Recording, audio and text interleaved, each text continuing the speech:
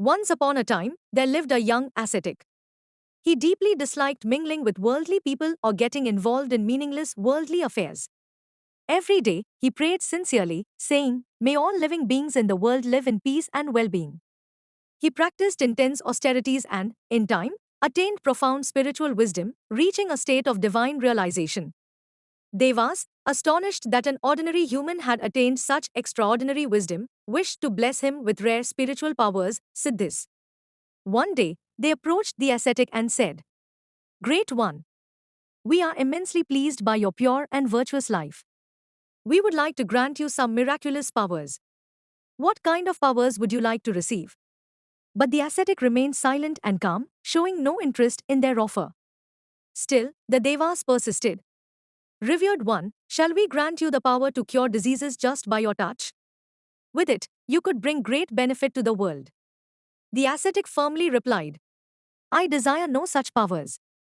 The same God who created these beings will take care of their suffering as well." Later, the Devas suggested another power that would allow sinners to be purified and lead virtuous lives through his blessings. But he refused this too, saying such powers could make one forget God, and he did not wish for that. No matter how much the Devas pleaded, the ascetic remained unshaken and declined their offers. "For our happiness at least, please accept something from us," the Devas begged repeatedly. Finally, the ascetic said, "All right.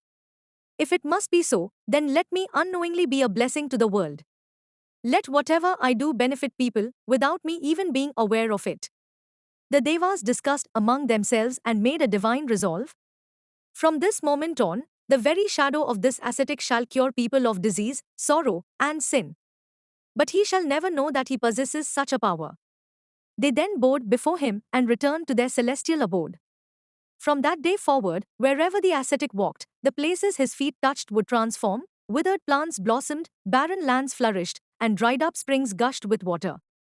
The suffering found peace, the sick were healed, and troubled souls attained serenity. All these miracles happened due to the divine power granted by the Devas, yet the ascetic remained completely unaware of it. His life became like a shadow that carries light, like a flower that spreads fragrance without knowing it, like the life of a Paramahamsa, enlightened soul, who lives in this world yet beyond it. His renunciation and way of life became a guiding light and a great lesson for the devoted.